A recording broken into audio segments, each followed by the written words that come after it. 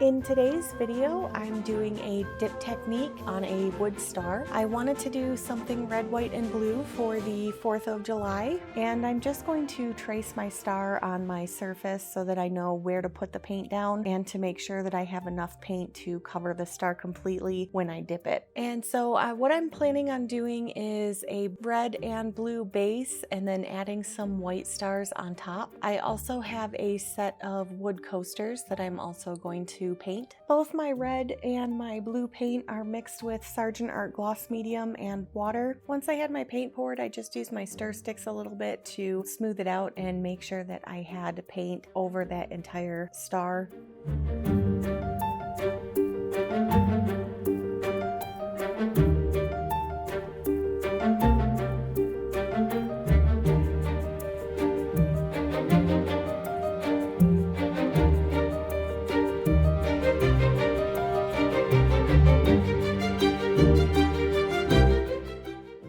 And I just took my wood star and dipped it right into the paint, and I just gently pushed down to remove any air that was underneath it.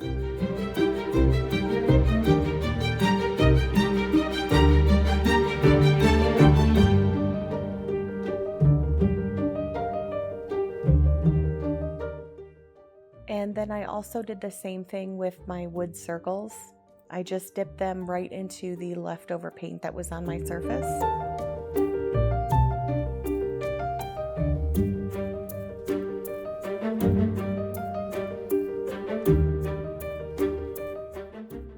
And with the rest of my leftover paint, I'm just going to let it dry. I'm dipping right on freezer paper, which once the paint is dry, it peels right off of the shiny side of the freezer paper, so you can use it for other projects. I use my leftover paint for things like jewelry and bookmarks, so I just save it on the freezer paper and save it that way for other things. I didn't like the way that one coaster turned out, so I just wiped the paint off and dipped it in again, and I think it turned out much better that time.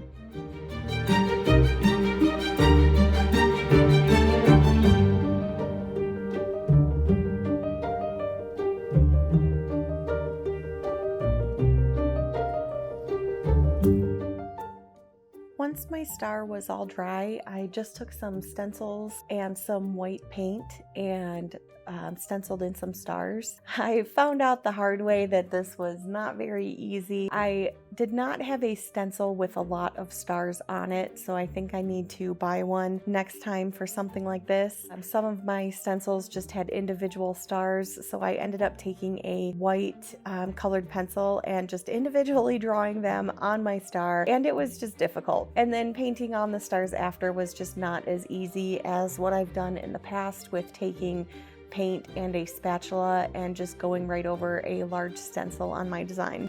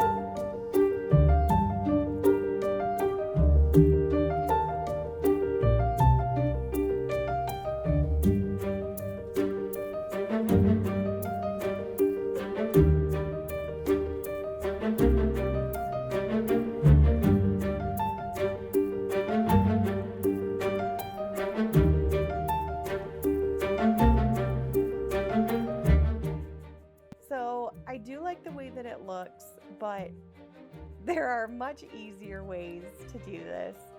So I'm going to save the coasters and do them differently. But I do, like I said, I do like the way that the star turned out, but there's got to be an easier way to do this. So I will be looking into some star stencils that are just all stars to where I don't have to individually put them on like this.